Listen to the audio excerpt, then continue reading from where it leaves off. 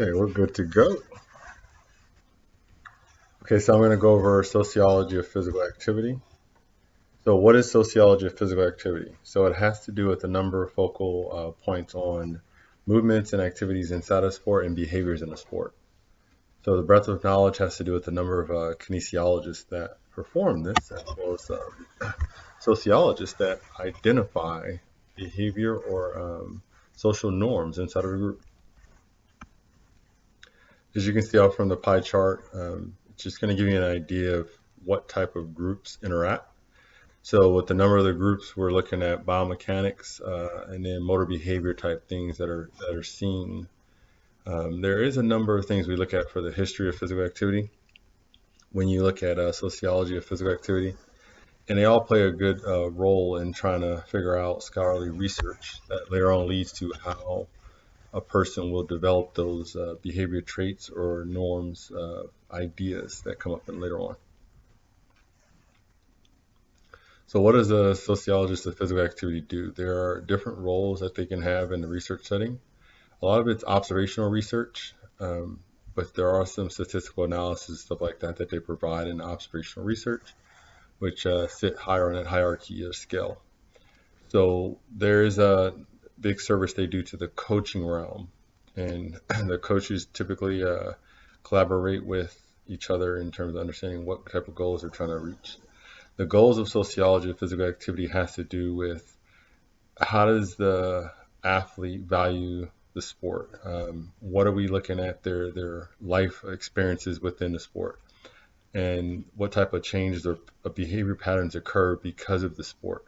As you know, with female gymnastics and stuff like that, how a gymnast will have a certain behavior at a certain age, whether it be growth spurts, uh,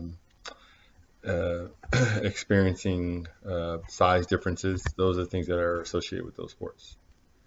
And then what is this other thing?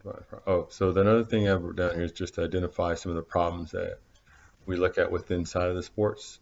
That leads to an overall well-being of health, and then your overall outcome of how you value health and how that leads to a psychological or behavioral emphasis on health.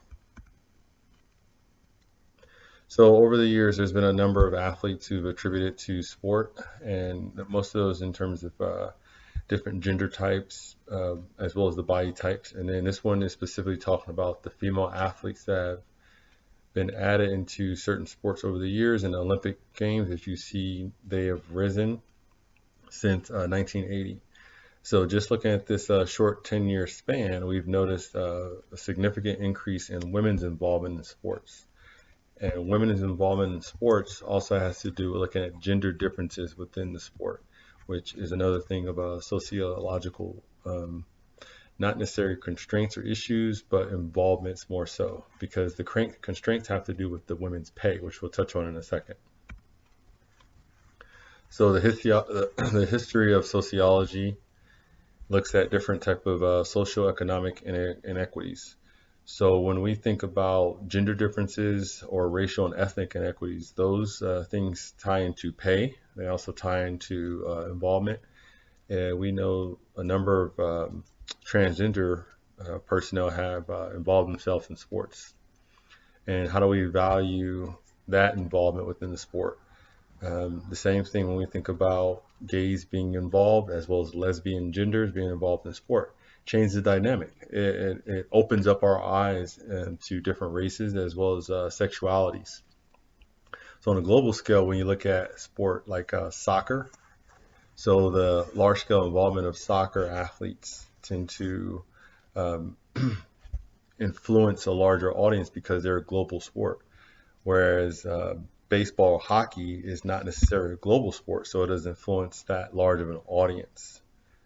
We also see the exercise and societal concepts that humans have when they look at sport, and that has to do with body type, dysmorphia, or having a mindset that a skinny or slender body is what's needed in your sport, and how that later on causes psychological disorders, amenorrhea, misplaced menstrual cycle, or the female athlete triad, such as an eating disorder.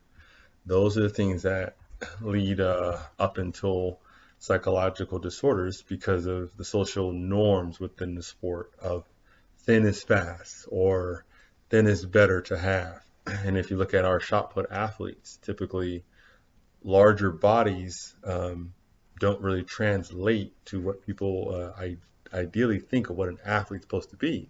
So when you beat the status quo with a larger body, you change the dynamic of that sport. You change the idea, the thought process of it. And going into that, we think about the disabilities, or as some will say, abilities, as in using four propulsion type legs on an amputee athlete. Now, it's impressive enough to see an amputee athlete that typically has, let's say, a single amputee or a bilateral amputee. They're able to perform numerous amounts of feats within their sport, whether it be triathlon, sprinting, swimming, faster than some people who have those limbs.